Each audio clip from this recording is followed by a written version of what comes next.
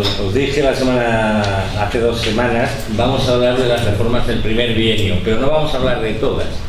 En el primer bienio se puede decir las principales reformas que se quisieron hacer fueron la reforma militar, la reforma educativa, la reforma territorial, evidentemente, la reforma de la Iglesia y la reforma laboral. Hoy vamos a hablar nada más que de la reforma militar, la reforma laboral y la reforma territorial, porque, por ejemplo, las reformas culturales van en otra clase de las que se va a dar, me parece que es la 4ª, y la reforma agraria va a ser monotema de una de las clases, ¿no? Por la importancia.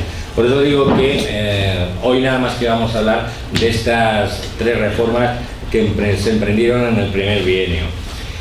¿Por qué se emprenden estas reformas? El objetivo, no tanto ya Azaña, aunque sería la reforma de Azaña, mejor decir la reforma del primer bienio, porque no con todas estaba muy de acuerdo Azaña. Es lograr una verdadera transformación del conjunto de la sociedad, tanto las estructuras económicas como las estructuras políticas, como las estructuras culturales.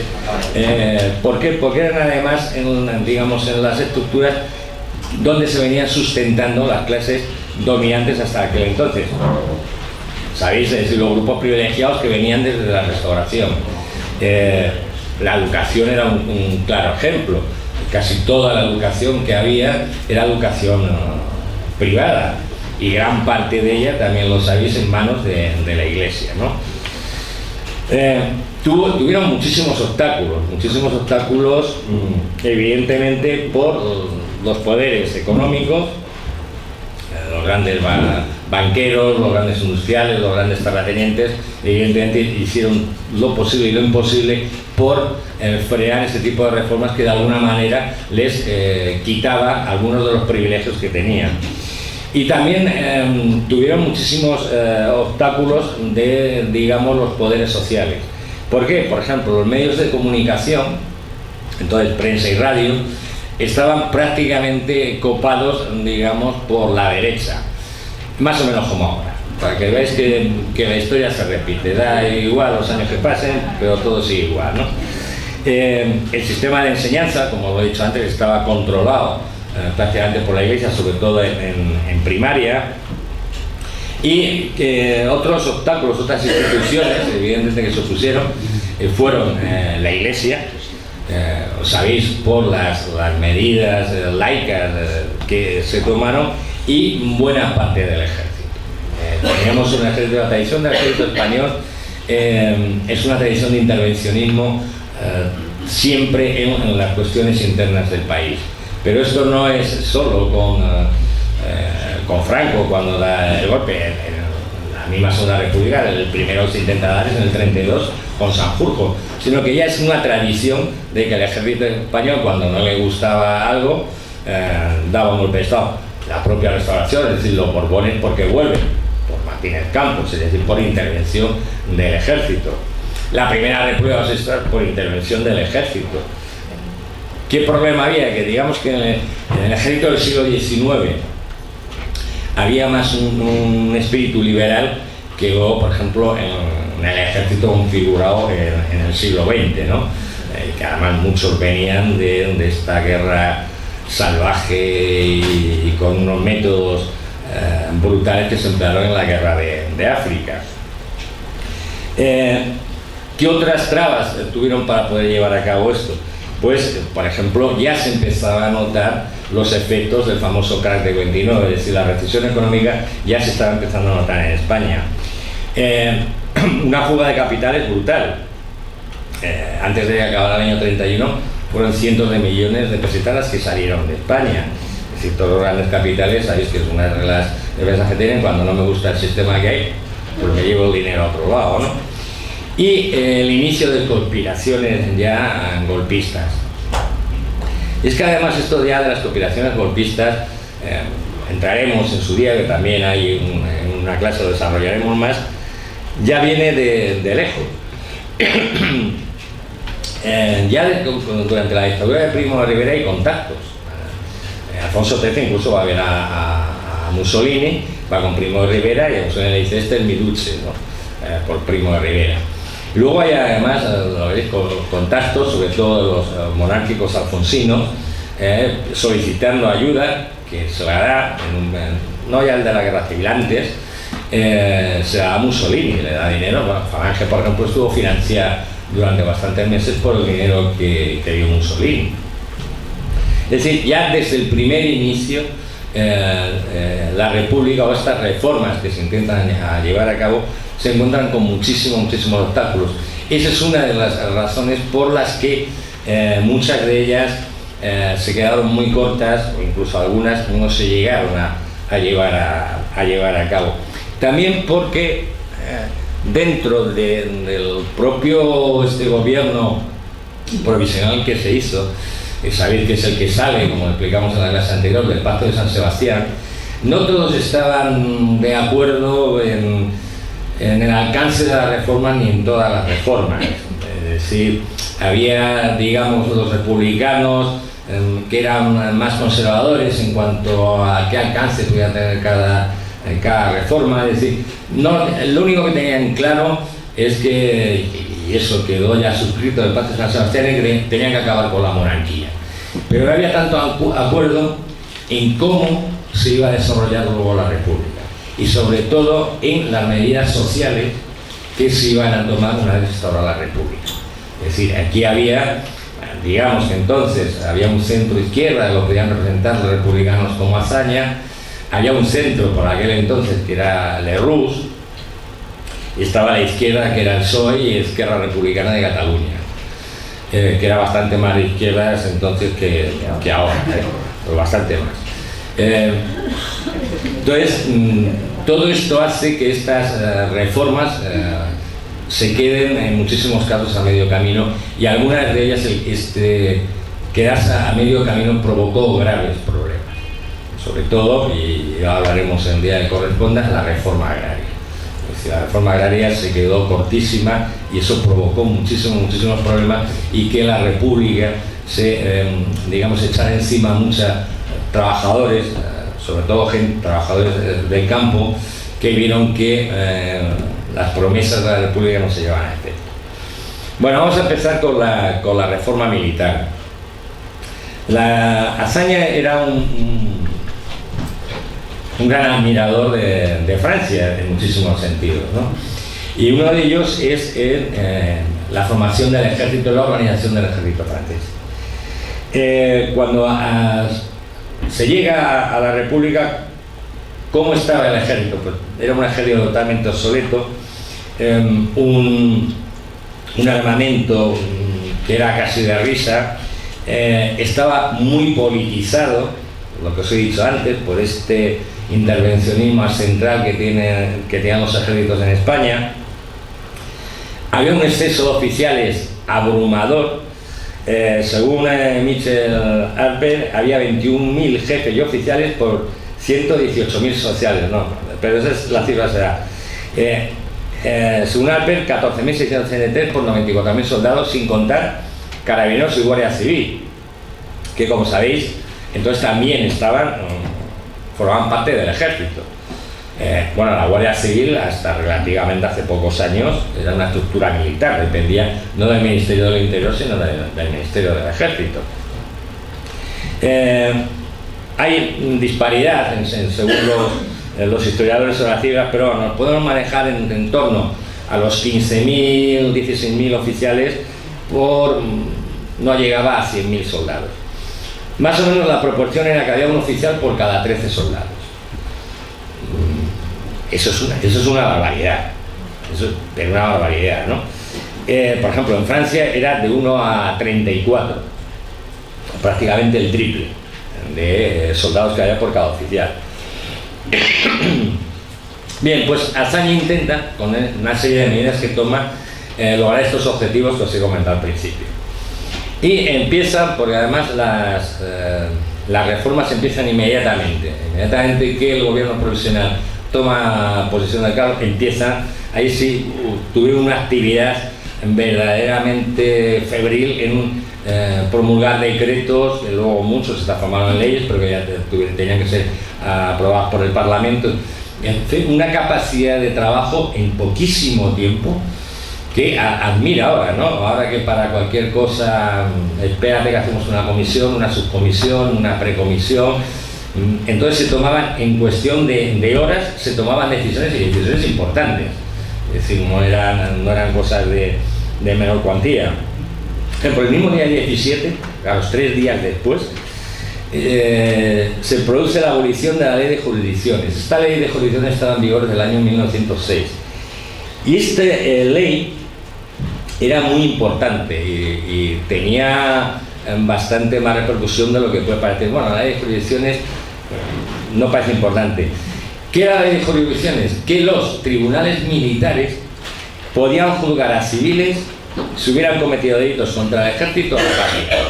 Para que os hagáis una idea, toda esta gente que la están acusando, a todos estos políticos catalanes que los están acusando de rebelión y sedición, bueno, por aquello, ¿no? Porque el juez parece que cogía mucho de un lado, ¿no? Eso, en aquel entonces, antes de la abolición de la ley de jurisdicciones, sería juzgado por un tribunal militar, aunque fueran civiles.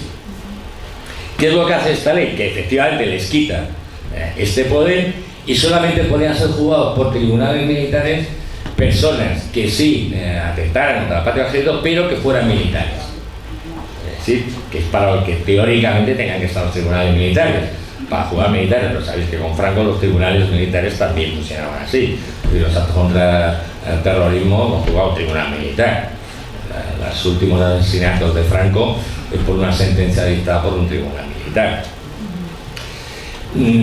Esto era un intento de quitarle poder al ejército dentro de lo que es el orden público y la administración de justicia normal.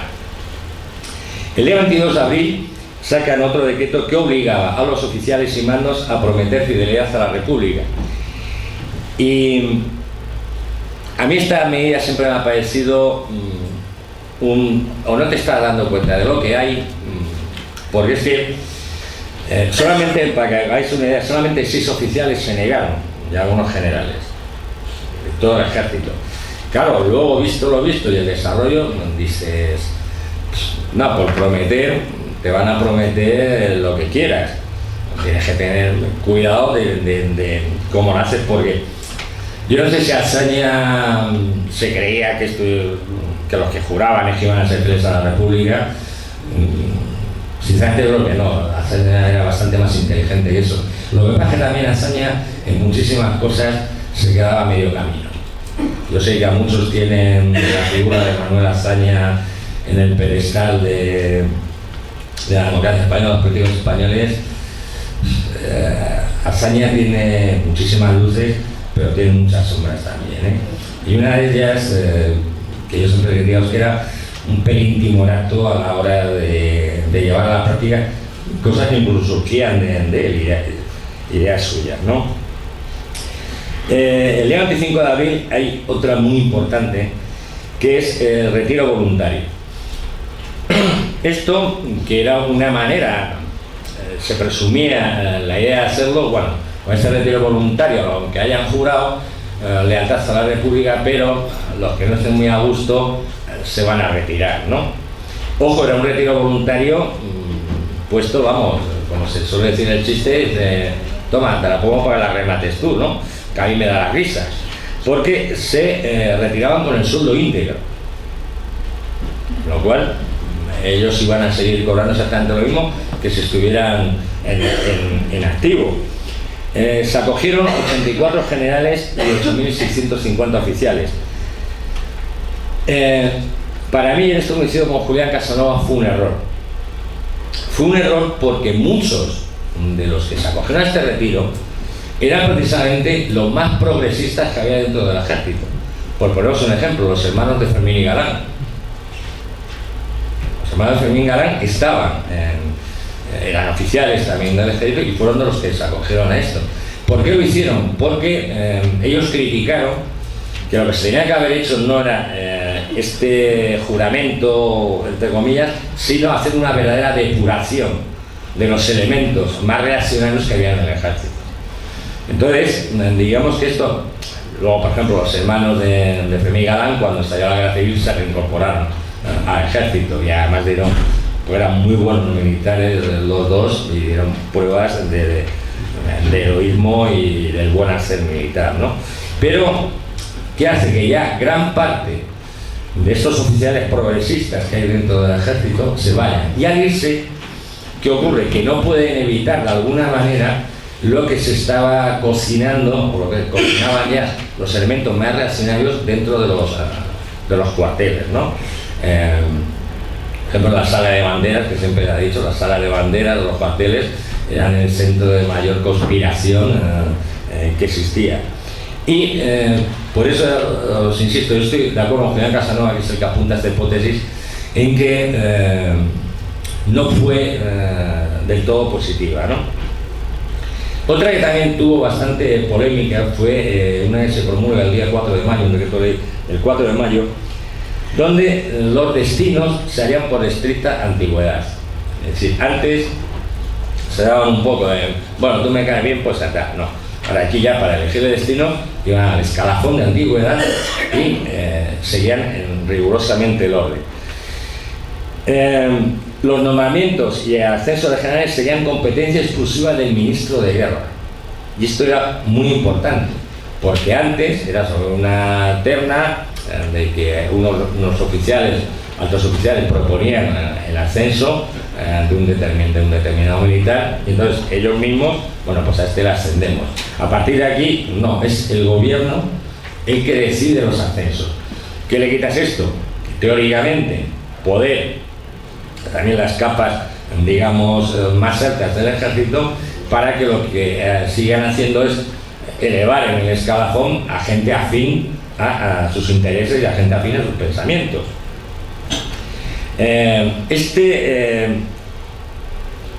Dentro de este decreto, la más importante posiblemente fue, y la que cabreó muchísimo, fue la revisión de los ascensos por méritos de guerra, de primera de guerra. ¿Qué ocurría? Que durante la guerra de África, aunque se estuviese en el escalafón muy abajo, por cual se habías intervenido en cualquier batalla o habías participado en alguna campaña, inmediatamente ascendías. ¿Qué ocurría? Que gente, oficiales y jefes que llevaban mucho más tiempo en el ejército, veía que les pasaban por encima otros oficiales que llevaban mucho menor tiempo, cuando teóricamente los ascensos se tienen que hacer por escalafón, que es decir, es también por antigüedad. Pero ya ves que también esta fue una de las medias tintas de Azaña. Esta medida pues afectó a elementos como Godet, como Franco, como Fanjul, como Orgaz, como Asensio, como Varela. Si os dais cuenta, todos los que he nombrado, hay un largo etcétera, fueron derechistas. Intervinieron en el golpe de Estado del 17 de julio. Algunos además perdían 2 escalafones de golpe. Por ejemplo, Godet, que en año y medio había ascendido de coronel a general de brigada y a general de división, volvería a ser coronel. Y aquí entenderéis cuando digo que Azaña en muchos casos da una de cal y otra de arena. Cuando se promulga este decreto, Azaña llama a Godet y le dice textualmente, le digo a usted esto, que teóricamente iba a bajar 2 grados, porque pienso utilizar sus servicios como general de división, es decir, con lo que tenía. ¿Para qué haces esta ley? Y luego les avisa y dicen, no, mira, pero esto, hombre, que como que es un poco de mentira, que yo hago contigo voy a seguir contando como general de división. No tiene sentido, o sea, no tiene ningún sentido, ¿no? En realidad, podemos decir que esta supuesta degradación, entre comillas, no sirvió para nada, porque realmente siguieron manteniéndose en puestos estratégicos y vitales dentro del ejército, y así pudieron organizar la que organizaron, ¿no? Y ahora voy a hacer un comentario, me imagino que lo habéis escuchado muchas veces, que Franco fue el general más joven de Europa. Bueno, esa es una de las mentiras más gordas que se han hecho sobre la figura del insigne, ¿no? Esto deben de tomar nota también los contertulianos de algunas televisiones. Vamos a ver. No ya solo no fue de Europa, siempre dicen, no, el más joven de Europa después de Napoleón. No, vamos a ver, en Europa hubo, no recuerdo los nombres, pero sí un par de generales rusos, algún inglés, etc. Pero es que ni en España fue el general más joven, es que es mentira. Franco ascendió a general con 33 años. Bien. José Sánchez Díaz ascendió a general con 31. Narciso Fuentes Sanchís ascendió a general con 27. Francisco Borbón Castelví ascendió a general con 25. Por poner tres ejemplos de españolitos. No, ya no nos tenemos que ir a la frontera. Es decir, que si alguna vez volvéis a escuchar lo de Franco, que era un gran estratega, que también tela, ¿no? Era el general más joven de Europa, le podría decir con datos, decir, mira, están mintiendo como un bellaco o no tienen ni idea de historia, que también.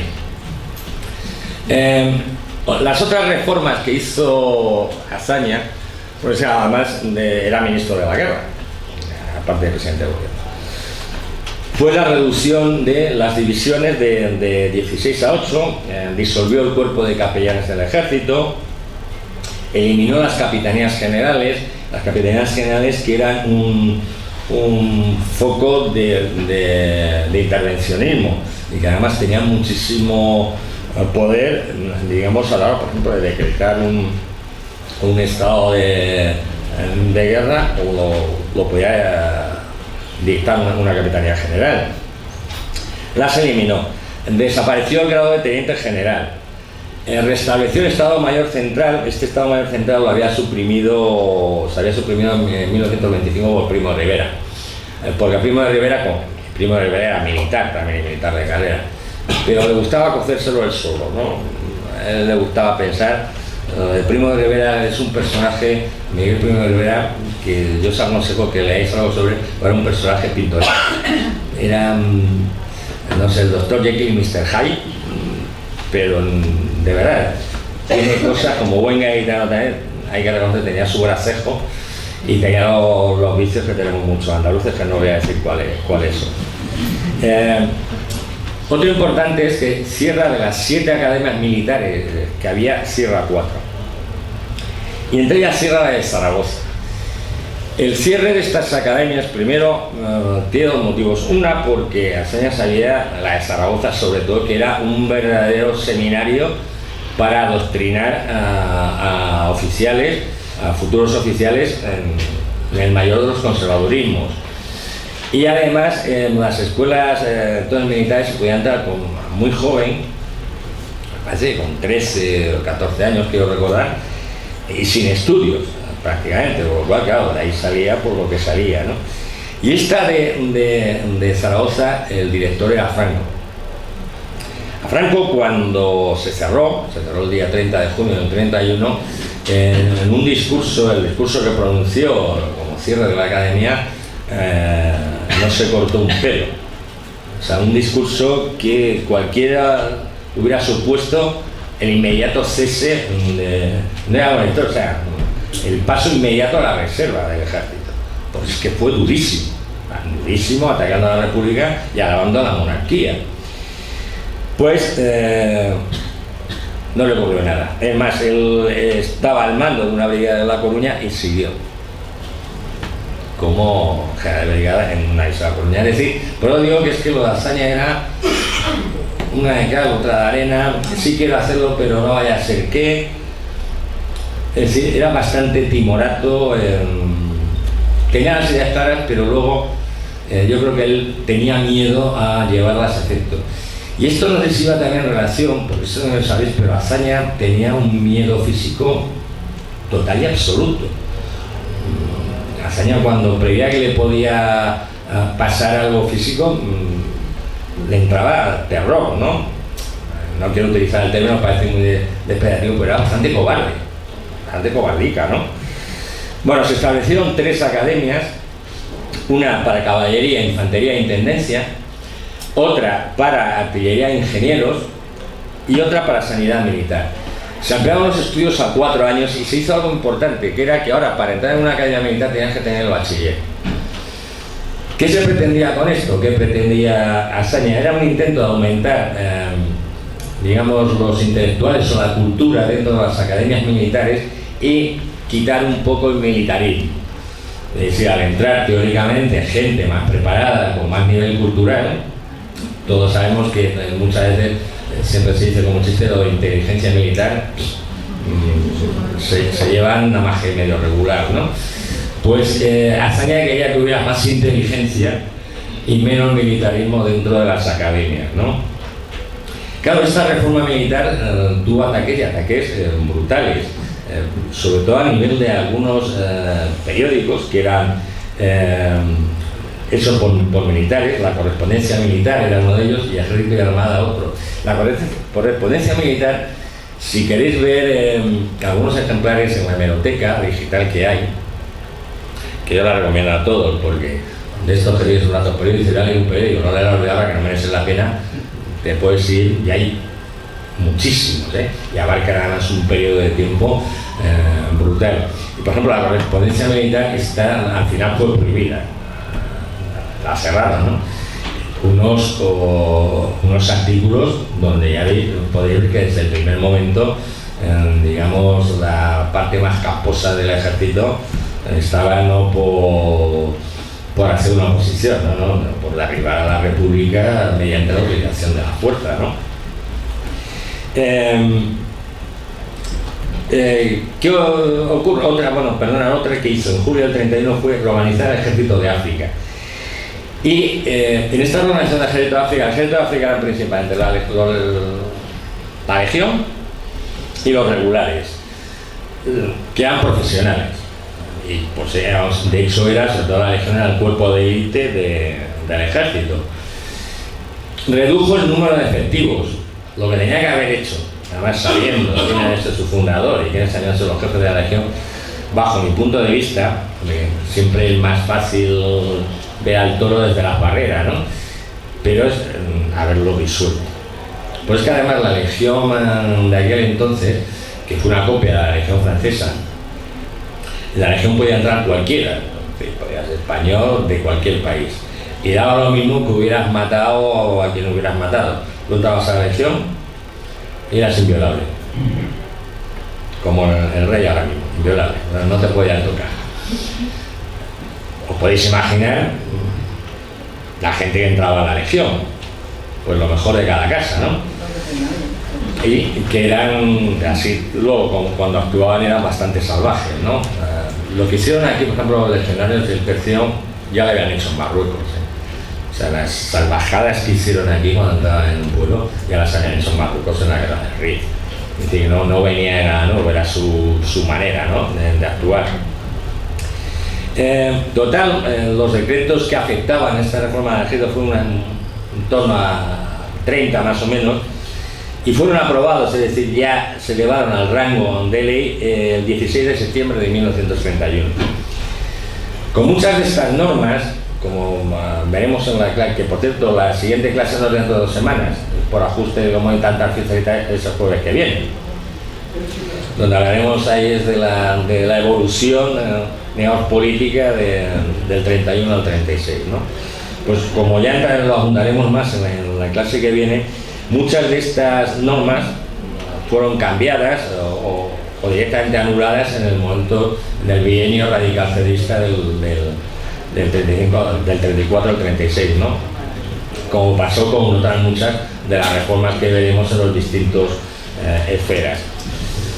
¿Qué errores tiene para mí estas reformas del ejército que hizo? Primero, mantuvo que el ejército siguiera teniendo atribuciones muy importantes con el orden público. Para eso, es una idea, el jefe de policía, el jefe de la Guardia Civil, el director de la DGS seguían siendo militares. Y os estoy hablando que estos cargos los ocuparon gente como Sanjurjo, Mola, Cabanella, Muñoz Grandes, Queipo de Llano o Franco. Podemos saber que otra vez todos golpistas. Volvemos, yo sé que me estoy poniendo pesado, y alguien me va a creer que le tengo manía Azaña, de verdad que no, para ir al niño Jesús, a ¿Cómo no te puedes dar cuenta de esto? Yo con el único que bueno, se podía admitir el error es con Queipo de Llano. Porque Queipo de Llano, vamos a ver, bueno, estuvo la sublevación de Jaca, él participó también en concreto en la de Cuatro Vientos, ¿no? También se tuvo que ir a Portugal, exiliado, y además él se denominaba republicano. La sublevación de Jaca era para instaurar la república. Yo creo nada más que Queipo de Llano se ve con Franco porque le hizo hacer una pirula, no le dio un destino que él quería, y fue más por odio personal. Azaña no lo podía ni ver, por odio personal que por otra cosa, ¿no? Así además lo tenéis claro, cuando ya vencen en la guerra los franquistas, Queipo de Llano se ha apartado del todo, vamos, ni vuelve a ocupar cargos de importancia de verdad relevantes ni en el ejército ni dentro de la política. Aparte que era un psicópata, esto sí lo sabéis todos, ¿no?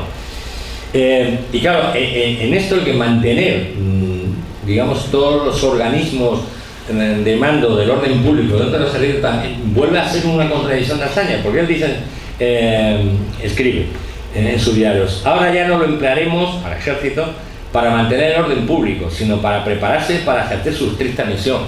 Entonces, no sé si vosotros no lo veis como una contradicción, no se entiende. O sea, si dices que ahora ya es simplemente para su estricta misión, que es la que supone defender a España de un posible enemigo exterior, etcétera, y lo siguen teniendo los jefes de los principales cuerpos de seguridad, siguen siendo militares. No se entiende, ¿no? Un poco esto, ¿no? Otro error quizá fue que todos los decretos los hizo a la pata de la llana, ¿no? Posiblemente, hombre, no te digo con las fuerzas más racionales del ejército, pero sí lo tenían que haber pactado algunas de estas reformas con los miembros del ejército. Por ejemplo, pues con los miembros progresistas, digamos que había los miembros liberales que había dentro del ejército, ¿no? Y haber pactado un poco, decir, oye, ¿y esto cómo lo veis? Lo hacemos de golpe. Es decir, asesorarse un poco, y también algunos de estos que digamos que estaban ahí en tierra de nadie, después en el centro, que posiblemente sí que les molestó que todas sus reformas se las hicieran pum pum a golpe de decreto ley, sin contar con ellos, ¿no? Hombre, ya te digo, no, lo que pasa es que, claro, viendo lo que hace Azaña con estos nombres que he dicho, pues igual, si hubiera hecho el pacto, lo hubiera pactado con esto la reforma, y entonces ya apaga y vámonos, ¿no? Entonces que casi no sabemos si esto fue un error o no. Evidentemente lo que fue un error fue no depurar al ejército de los elementos más reaccionarios. Esto sí que fue. Y es que además es que yo estoy convencido de que no fue porque se les pasara, sino porque no se atrevieron. Y en el momento que estaba la República, en aquellos primeros meses donde el pueblo estaba enfervorizado porque se había instaurado la República, porque se había logrado echar al rey, se había instaurado un régimen democrático, el pueblo iba a salir a la calle a comerse a bocados al que intentara pegaros el golpe, el intento de golpe de Estado de Sanjurjo dura 24 horas. Es decir, es que no le tiempo ni a asomar la cabeza, ¿no? Le tenían que haber hecho un poquito más de coraje. Lo que pasa es un poco como lo que os he dicho al principio, es que tampoco entre todos los que formaban el gobierno provisional había unanimidad en qué hacer y cómo hacerlo y hasta dónde llegar, ¿no? Y un error que a mí sí que me molesta particularmente es que no se eliminó el sistema de cuotas. Es decir, que si tu papá tenía dinero, te seguían librando de ir a la mili. Y ahí también tenemos que tener en cuenta otra cosa. De este primer gobierno, la gran mayoría son burgueses. Y burgueses, no de la alta burguesía, pero, en fin, que no eran trabajadores. Bueno, de hecho, el único trabajador que había en esto del primer gobierno es Largo Caballero, que ese sí, que se le podrá criticar o alabar, pero ese sí que venía del pueblo y que había sido, como se suele decir vulgarmente, un burrante, ¿no? Vamos ahora con las reformas laborales. Y las reformas laborales tienen un protagonista. Aquí sí que Azaña tiene poco o nada que ver, el presidente del gobierno, que es Largo Caballero. Largo Caballero hizo todas estas reformas mientras estuvo a cargo del Ministerio de Trabajo y Previsión Social. Y los objetivos que tenía Largo Caballero, que por cierto, nada que esto que se suele decir alguna vez era el Lenin español, o como tú escuchar a un individuo en televisión de que le van a poner una calle a un asesino, y entre los asesinos nombraron a Largo Caballero, que yo sepa, Largo Caballero no mató a nadie nunca, ni mandó matar a nadie nunca. Porque además, cuando Largo Caballero ya, digamos, hace más revolucionario, entre comillas, su discurso, es cuando ve el ascenso de la seda. Y entonces radicaliza un poco el discurso, y también cuando ve que dentro de los propios republicanos está habiendo una tendencia, por el Partido Radical, claramente a derechizarse, ¿no? Entonces, por eso un poco, y sobre todo después del fracaso de las elecciones del 33, entonces por eso radicaliza. Pero si vosotros veis la trayectoria de Largo Caballero, era bastante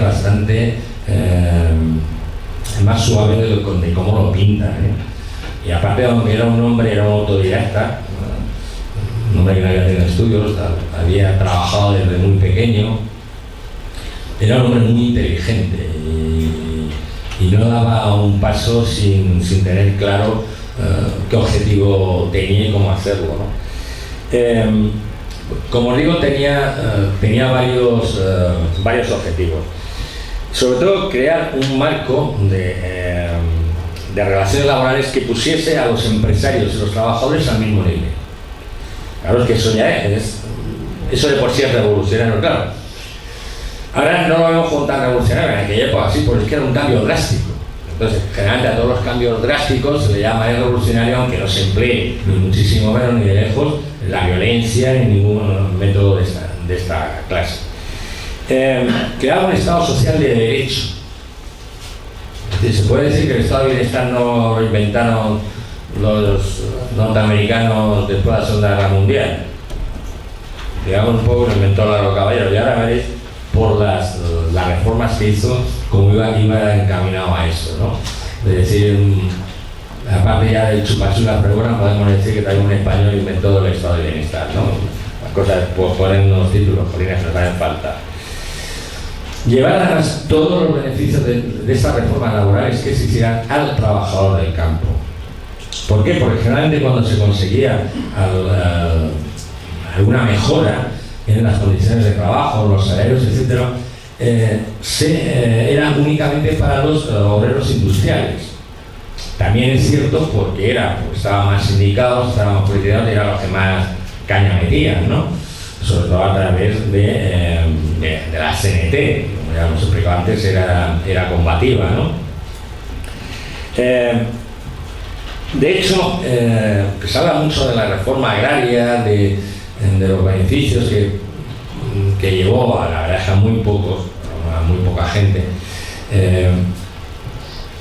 Estas reformas laborales que hizo Largo Caballero beneficiaron más a la clase trabajadora rural, es decir, a los jornaleros, que la propia reforma agraria. O sea, es más importante para ellos en las condiciones de trabajo, ahora vemos salarios, etcétera, que lo que luego era en sí todo el proyecto de la ley de reforma agraria. Como podéis imaginar, o sea, estas reformas de Largo Caballero le llovieron palos por todos lados, pero no solo le llovieron palos por parte de la derecha, que era lo lógico y lo previsible, sino también por la CNT.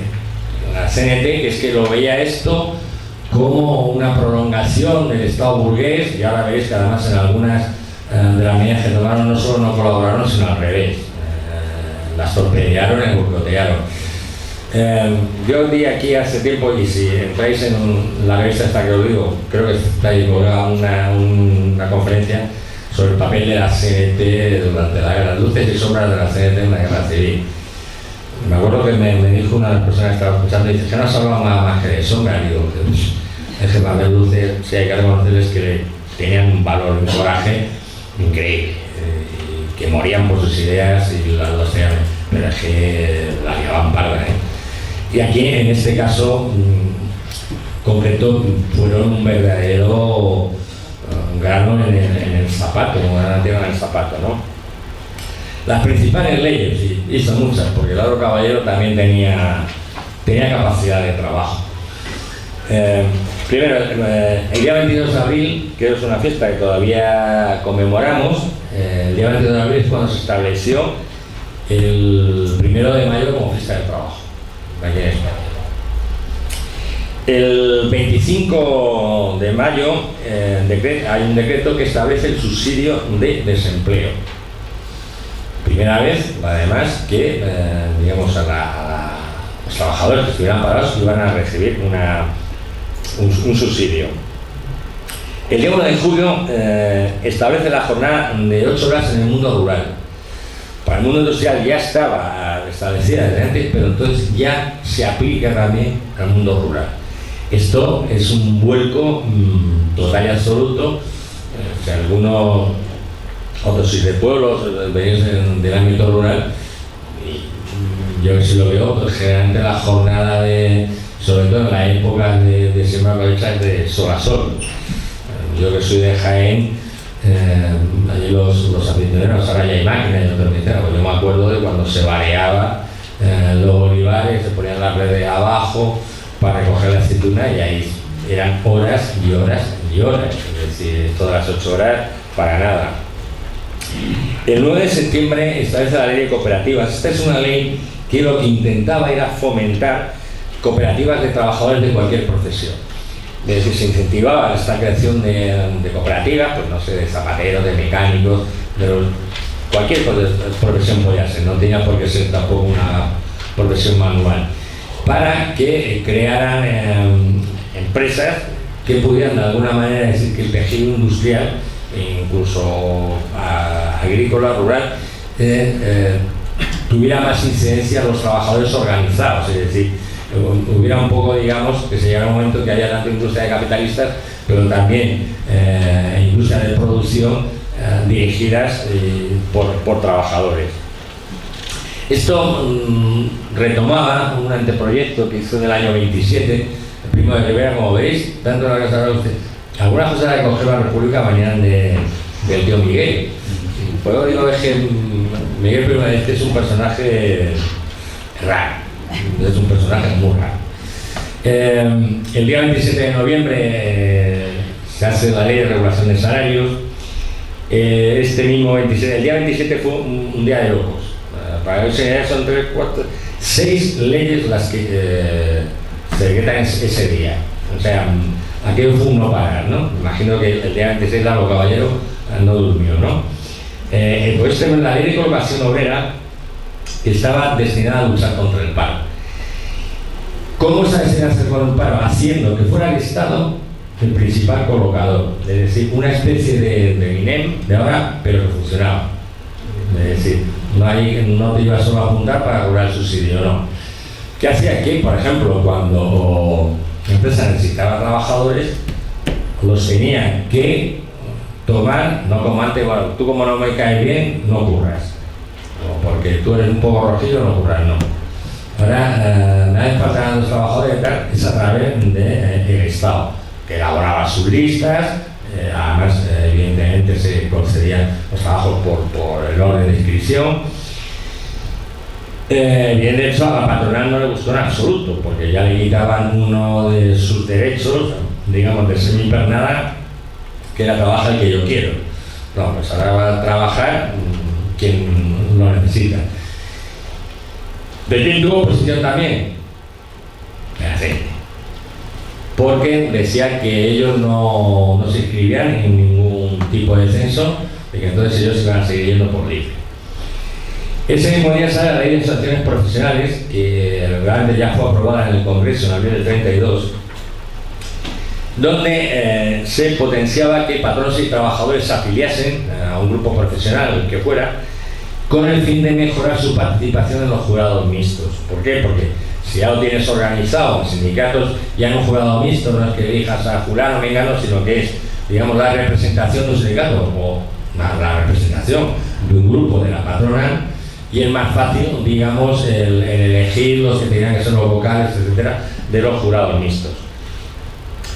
No lo va a decir quien por parte de la izquierda volvió a negarse, a CNT, que se negó a registrarse y a colaborar con la aplicación de la ley, ¿no?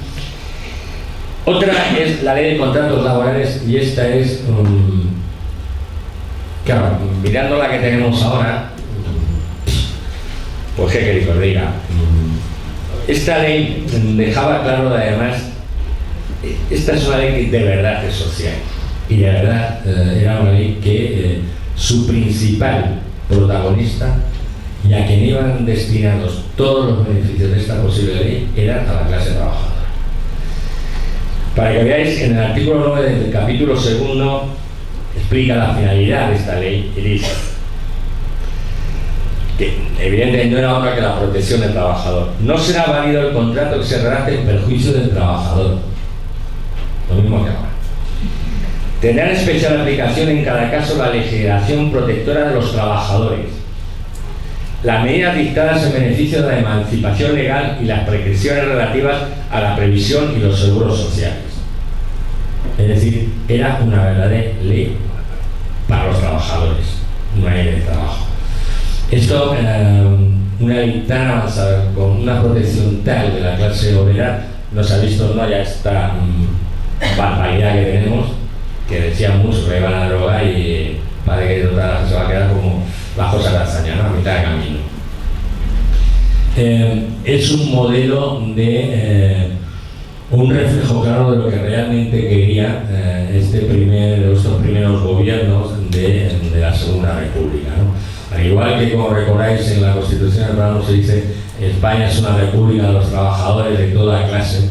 Es decir, estaba claro en ellos, no ya solo en los socialistas, ¿no?, incluso en los republicanos, republicanos de izquierdas, que era una república, que la república tenía que ser no ya solo un sistema democrático donde los ciudadanos eligieran a sus gobernantes, sino que tenía que ser un sistema político que protegiera a los más débiles.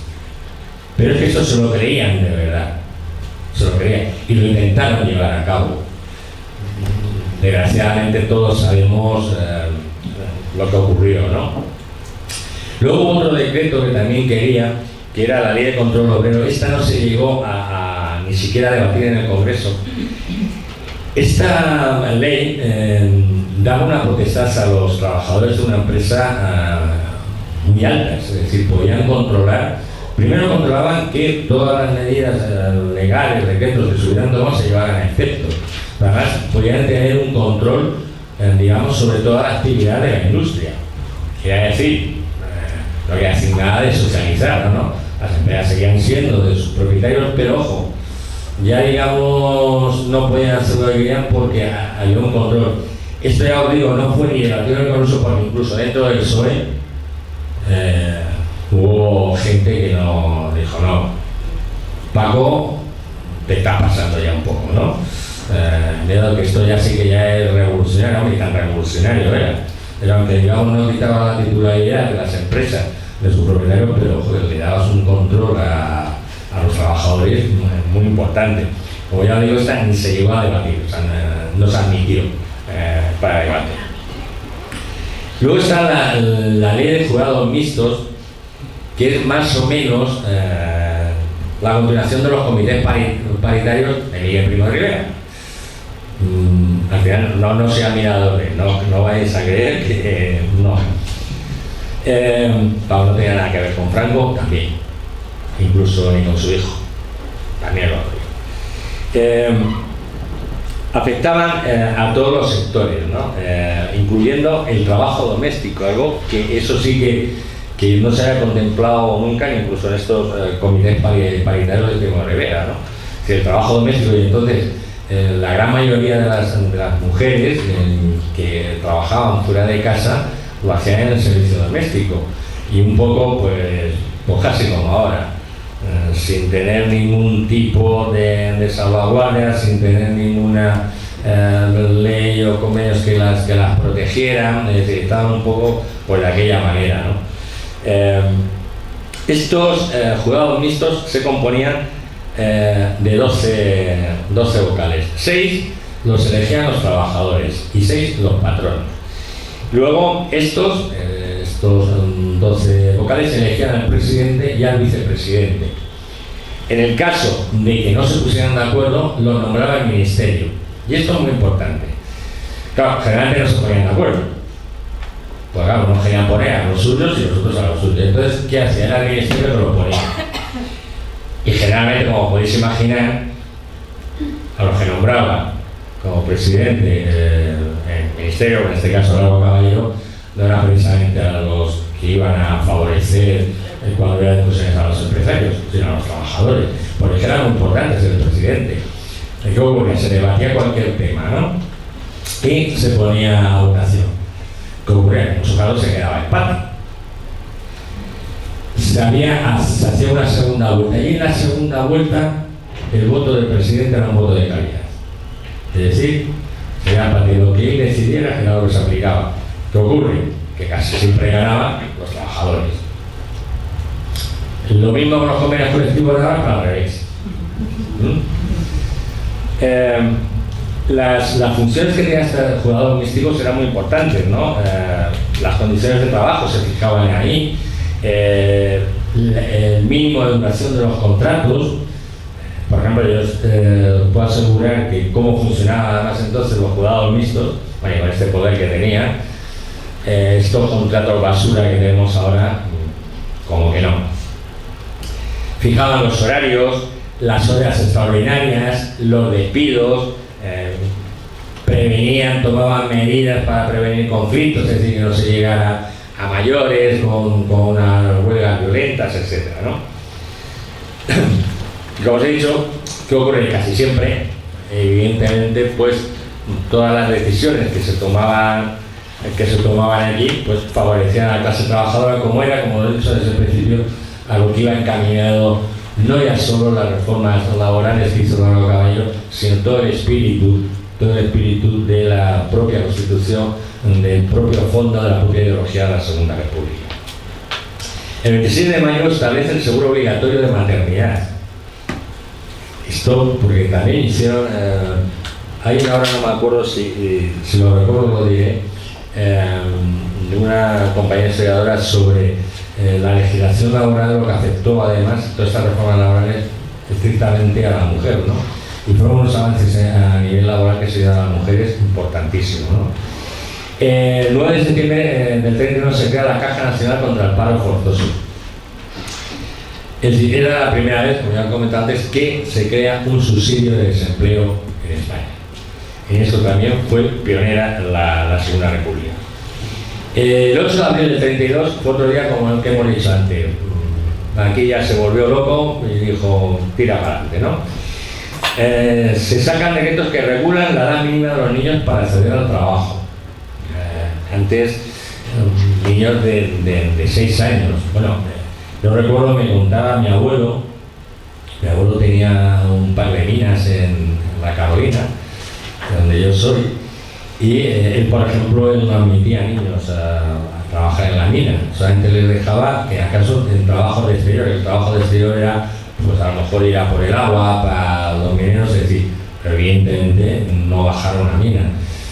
Y en alguna mina se empleaban niños, porque como son más pequeños se pueden meter por más sitios que en unas condiciones además salvajes, ¿no? Se regula la jornada de trabajo en las minas de carbón, y también en las minas de plomo. Las minas de oro eran minas de plomo. ¿Por qué? Porque antes igual, ¿no? Un minero, sobre todo en estas minas, están todas las minas son, para los trabajadores de las minas, son muy dañinas para la salud, ¿no? Pero posiblemente la de carbón y la de plomo con 5 años que estuvieras trabajando en la mina, si eras picador, tenías silicosis sí o sí. Era una barbaridad, ¿no? También me acuerdo eso, pero además no les dejaban salir. Esto, pues, mi abuelo, no porque sea mi abuelo, pero es que era muy, por eso se arruinó, ¿no? Porque era un patrón muy raro. Él, antes de que esto estuviera, él no dejaba que eso estuviera más de, parece que eran 4 o 5 horas dentro de la mina. Entonces, todos los mineros en sus minas, aunque estuvieran picando, estaban trabajando un rato en el pozo y otro rato fuera en el exterior, ¿no? Crea un seguro de enfermedad para todos los trabajadores, incluido el servicio doméstico. Esto es para caer también otra de las grandes mentiras que se siguen repitiendo, de que la seguridad social es un invento de Franco. Es mentira. O sea, mentira. Esto ya se hizo en la Segunda República. Incluso Miguel Primo de Vera hizo alguna cosita, no llegó a esto en nivel que lo hicieron aquí, pero esto es otra de las grandes mentiras que vienen cada vez que nos dicen lo bueno que fue el Insigne en cuanto a los trabajadores y tal. O sea, no y no. Y otra decreto, otra ley que se marca son las indemnizaciones por enfermedades profesionales, que haya, y vuelvo otra vez a la minera, era muy importante esto. Porque antes, bueno, un minero, bueno, con 40 años estaba más que jubilado, ¿no? Se le acababa la mina y se acabó el dinero. Cierto es que los mineros ganaban muchísimo más que lo que era un trabajador normal. Entre otras cosas, primero porque era un trabajo muy peligroso. Entonces los derrumbes en minas era un día sí y otro también. Y que claro, es que muy jóvenes quedaban inútiles para el trabajo, ¿no? O por ejemplo, estas enfermedades, la silicosis es claramente una enfermedad profesional. Entonces claro, esta gente decir, no, va a haber por lo menos una indemnización, porque para tener tenido que dejar de trabajar por esto, por lo menos que te permita llevar unos años, una vida, o lo que te quede de vida medianamente digna, ¿no? Y el 11 de noviembre del 32 se aprueba la ley de accidentes laborales, que es igual. Por ejemplo, y esto hay muchos tipos de la industria, en la construcción. Antes, pues un albañil tenía un accidente en una obra y bueno, pues qué mala suerte has tenido, ¿no? No, ya es un accidente de trabajo, por lo cual toda la responsabilidad, tanto de su recuperación como de los indemnizaciones, corresponde a cargo de la empresa. Por eso, porque está un poco como lo que tenemos ahora, ¿no? Vamos a la tercera y la última reforma.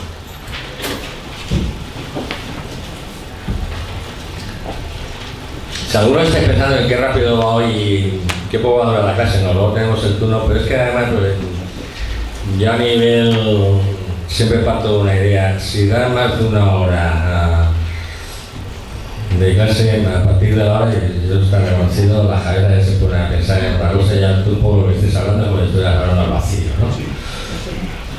Entonces, además dicen que si lo bueno es breve, creo que es bueno, ¿no? Aunque en este caso no sé si es bueno. Vamos a hablar del tema autonómico. El tema autonómico era otra de las reformas que además se había pactado en el Pacto de San Sebastián. ¿Recordáis? Aparte de distintos grupos republicanos, estuvieron los catalanes también, ¿no? Y para ellos una nacionalización de Prusia, no, si nosotros vamos a aportar por la República, pero ojo, queremos que se haga un pacto donde aquí hay desarrollado que se va a hacer un estatuto de autonomía para Cataluña. Y ahí empezamos en la Constitución, porque hubo mucho debate, incluso dentro de las fuerzas republicanas, poco por lo que he dicho antes, ni todos querían las reformas llevadas hasta determinados extremos, pero luego incluso dentro de, sobre todo a este nivel, a nivel autonómico, por ejemplo, dentro del PSOE había muchas reminiscencias a esto de las autonomías. Prieto, por ejemplo, a uno de ellos, que no le gustaban nada las autonomías, eran un tanto jacobinos, ¿no? Por decirlo de alguna manera. Y ya en la Constitución, como digo, se habla de un Estado integral en contraposición con el Estado centralista. Por ejemplo, en el párrafo 3 del artículo primero se lee: la República constituye un Estado integral compatible con las autonomías de los municipios y las regiones. Como os he dicho, esta descentralización tuvo unas críticas de la derecha, la podéis imaginar, con los mismos argumentos que ahora. Es que esto rompe España, es que esto a dónde vamos a llegar. O sea, lo mismo, es que de verdad, yo claro tengo ese defecto, ¿no? Que cada vez que escucho a los de ahora, siempre me retrotraigo y digo, joder, pues eso no han cambiado. Pues, vamos, que ya llevamos 90 años, cambiar un poquito el discurso, ¿no? Bueno, ahí siguen prietas las pilas. Pero también tuvo, no solo de esta derecha, digamos, más reaccionaria y ultramontana, sino de personajes, claro, que son dos personajes que tengo. Miguel de Unamuno y de José Ortega y Gasset. Digo lo de Tega porque don Miguel, grandísimo literato donde los haya, pero es que daba también una de cal y otra de arena, ¿no? Al final, desgraciadamente, se dio cuenta y casi le cuesta la vida, además, cuando la famosa lección en la Universidad de Salamanca, que Millán Estrella dijo iba a la muerte y tal, ¿no? Y que yo creo que es una de las pocas cosas que hizo Carmen Polo en su vida, que es que le salvó la vida a Unamuno ese día, porque le cogió del brazo y con su guardaespaldas dijo, vamos a sacarlo de aquí que lo matan. Y José Ortega y Gasset, como siempre lo he dicho, era el malo de los hermanos. O sea, el bueno era Eduardo Ortega y Gasset, ¿verdad? Porque, primero, José Ortega y Gasset era un engreído, era muy clasista, por no decir racista, que también. Y a él todo esto también de diversidad, digamos, de poderes como que no le gustaba. Pero como os he dicho antes, tampoco dentro del Partido Radical, de Rus era un anticatalanista tela. El antiguo jefe del paralelo catalán, sabéis que él era andaluz, pero él vivió muchos años en Cataluña, era un anticatalanista reservado, ¿no? Y dentro del PSOE, y fijaros que en este caso el que tuvo que, digamos, mediar y decir, bueno, vamos a ver si llegamos a un punto equidistante, fue Alcalá Zamora. Alcalá Zamora, sabéis que era de derechas, católico practicante, un hombre inteligentísimo, un verdadero intelectual, y él fue el que tuvo que decir, bueno, vamos a ver que seguro que vamos a llegar a un acuerdo. Es decir, no lo que se está haciendo ahora, no, venga, más cárcel, que los fusilen, que los ahorquen, así poco se soluciona, ¿no? Y yo le diría que a estos de derechos ahora que le dieran un poco a Donizeto, que también ideológicamente están más próximos a ellos, y que vieran cómo se hace la política y cómo un verdadero liberal, o de verdad, un verdadero liberal, que es que los que se llaman liberales en mi país tampoco tienen mucha idea de qué es el liberalismo, cómo se crea, cuándo se crea el liberalismo y qué ideología tenía, ¿no? Que van a bajar el liberalismo económico. Y al final, digamos que la solución que sería porque es un tanto ecléctica, ¿no? Como os he dicho, en el Pacto de San Sebastián ya se firma que este régimen autonómico sería para las autoridades que lo solicitaran. Es decir, no existe un poco aquí, como cuando hicimos la cosa esa que tenemos, que fue el café para todos, ¿no? Y dice, bueno, ya le vamos a dar autonomía a Valdepeñas, que es pues venga, una autonomía para Valdepeñas, ¿no? Pues es que yo la verdad, yo lo reconozco, yo soy centralista, yo sí soy jacobino, para que no tengáis duda. Pero yo he dejado una de las comunidades que digo, pero vamos a ver qué sentido histórico tiene esto. O sea, que Madrid sea una comunidad autónoma, lo flipo. Claro, de verdad. No te digo, Logroño, o sea, La Rioja. Esto no, o sea, no tiene sentido.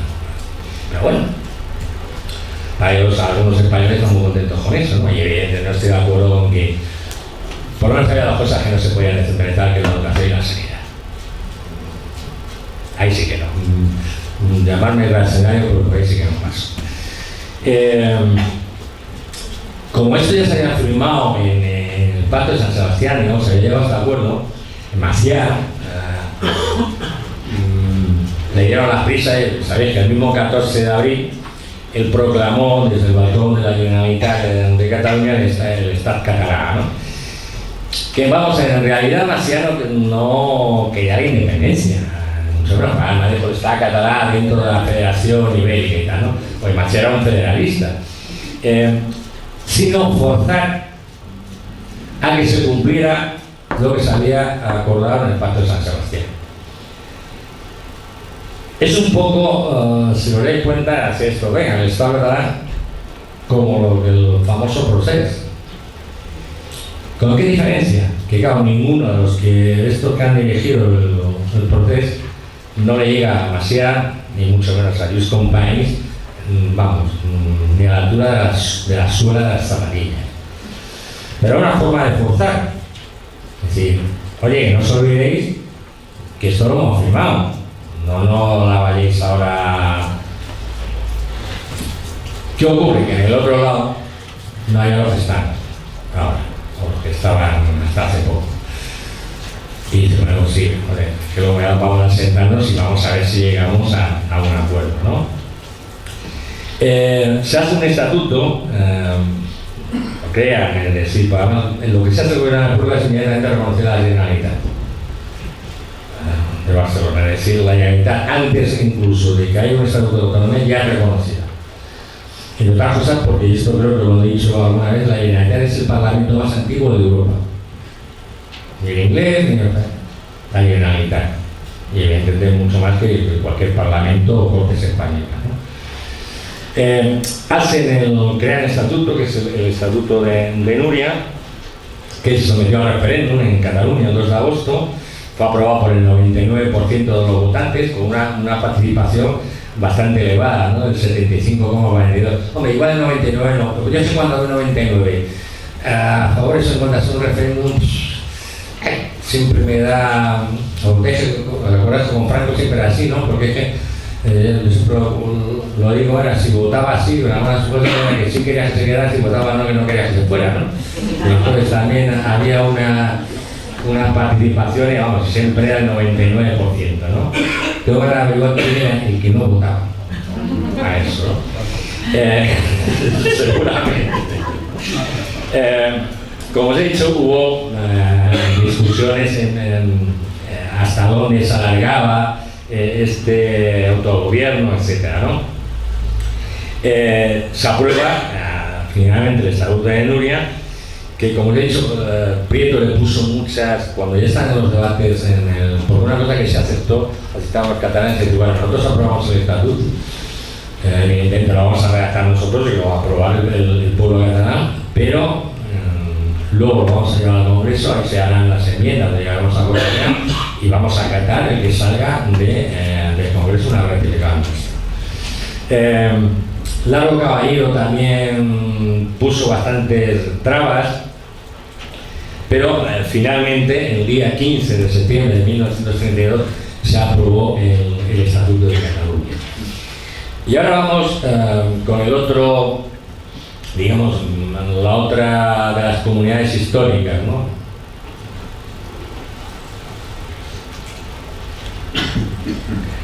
Que es Euskadi. Aquí esto, lo de Euskadi fue bastante más complejo, porque incluso entre ellos, entre los bajos, no tenían nada de claro. Y ahora veremos por qué. En primer lugar, ya no tenían nada de claro entre ellos si en el estatuto iban a entrar los navarros o no.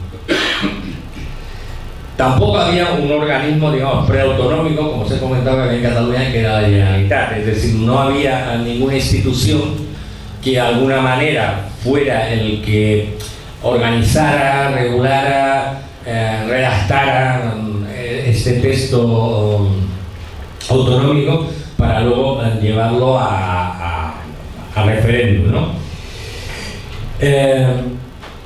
Hay que tener en cuenta un poco lo del Estatuto Vasco, también nace porque como de alguna manera un intento de recuperación de los fueros. Los fueros vasco-navarros los abolió Cánovas del Castillo el 21 de julio de 1876, tras la Segunda Guerra Carlista. El fuero que luego, y es una de las cosas que nunca he entendido, se restituyeron. ¿Y por qué? ¿No? Nunca he tenido muy claro por qué tanto Euskadi como Navarra tienen unos fueros. Unos fueros que, ojo, que no son una tontería, ¿eh? Que no es que diga, bueno, tiene unos fueros pero es algo anecdótico, no, para nada. Y muchos de los problemas que vienen con Cataluña, pues sube costas, a la Cataluña no quiere independencia. Lo primero que pide es decir, bueno, señores, queremos las mismas competencias que Euskadi. Tan sencillo como eso.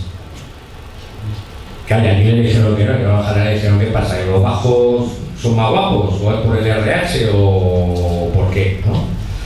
Cuando tienen muchos más derechos históricos, pero muchísimos más derechos históricos que los vascos a ser no ya solo autónomos, sino incluso independientes, ¿no?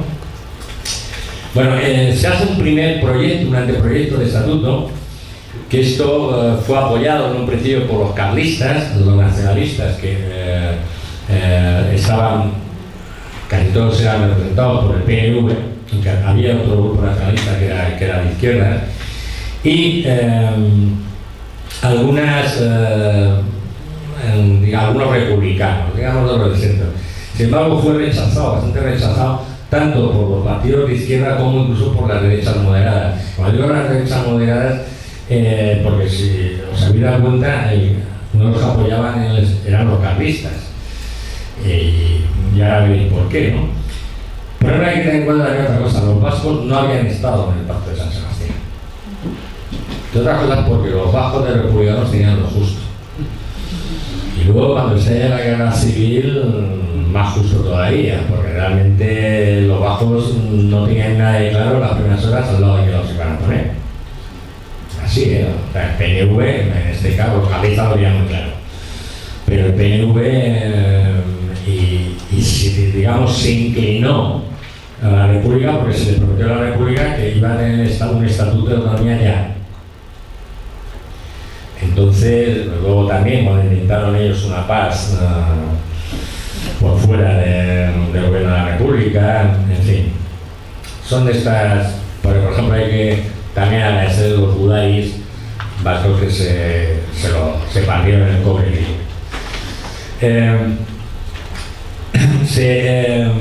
la derecha nacionalista y digamos las 3/4 partes de los ayuntamientos vascos navarros se reunieron en Estella, y allí hacen un estatuto, elaboran un estatuto. Pero para que veáis de qué iba el estatuto este, por ejemplo, prohibía el derecho de voto a los inmigrantes. Muy de Sabinito, Arana me refiero, ¿no?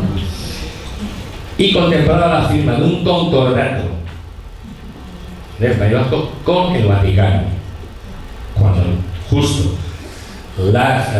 digamos, el camino que estaba en la zona república era todo lo contrario, es decir, vamos a crear el Estado laico, claro, evidentemente ni concordatos con el Vaticano, ahora tenemos uno y sin edie, ¿no? Y se hará otro y otro y otro. Como veréis, ahora entendéis por qué la izquierda no estaba de acuerdo, ni mucho menos, ni apoyó a todo lo contrario, hizo campaña en contra de ese estatuto. Porque es que yo no me lo he leído a fondo, he leído algunas cosas y tela, ¿no? El 14 de junio del 31 se lleva a las Cortes y no se lleva a debatir. O sea, entonces no se lleva a debatir porque evidentemente algunos de los artículos que están eran totalmente anticonstitucionales. Por ejemplo, pues, si se le acaba de dar el voto incluso a las mujeres, se universaliza el voto, ¿cómo lo vas a decir tú? No, los inmigrantes no votan, pero donde en la Constitución se dice una vez la igualdad de todos los ciudadanos, sin importar religión, sexo, etc., esto evidentemente contravenía ya los principios básicos de la República. Por eso digo que ni se llegó a debatir en las Cortes porque fue rechazada, ¿no? Se hace otro nuevo anteproyecto, ya en junio del 32, y en este caso los navarros son los que se posicionan en contra, ¿no? En gran medida porque, y parte además digamos, de los republicanos, incluso de la derecha, digamos, moderada, ¿no?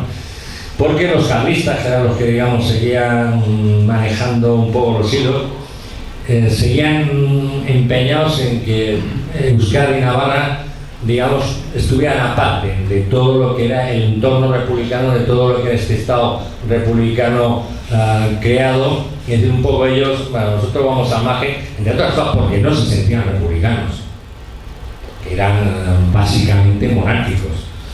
Entonces, pues sabéis que las guerras además monárquicos, digamos, de ultramontanos, ¿no? Todas las guerras carlistas que hubo son, digamos, entre la parte, todos eran monárquicos, no nos olvidemos, pero la parte ultramontana, que eran los carlistas, y los que eran liberales, que eran los isabelinos, ¿no?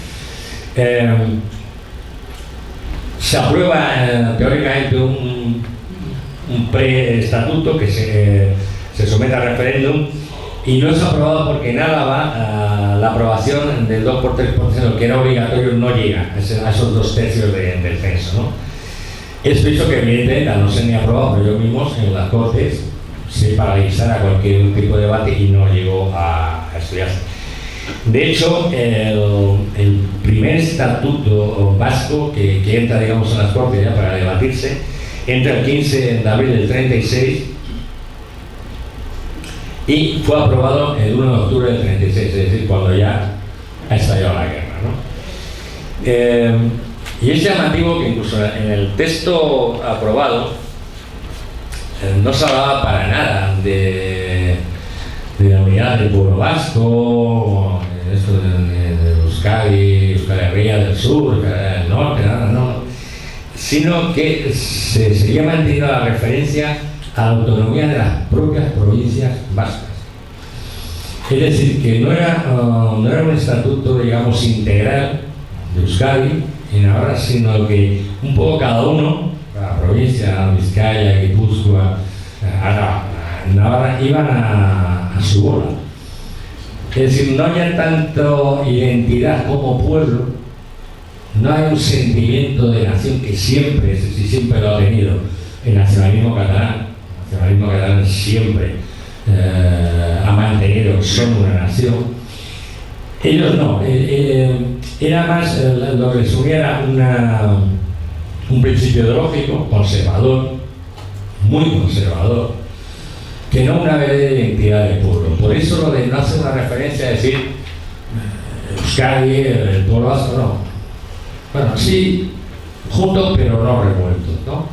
Entonces, para que vean un poco el desarrollo y de dónde nacen algunos de los principios que hoy en día se mantienen, ¿no? Y por hoy, nada más, paso a las preguntas, Javi.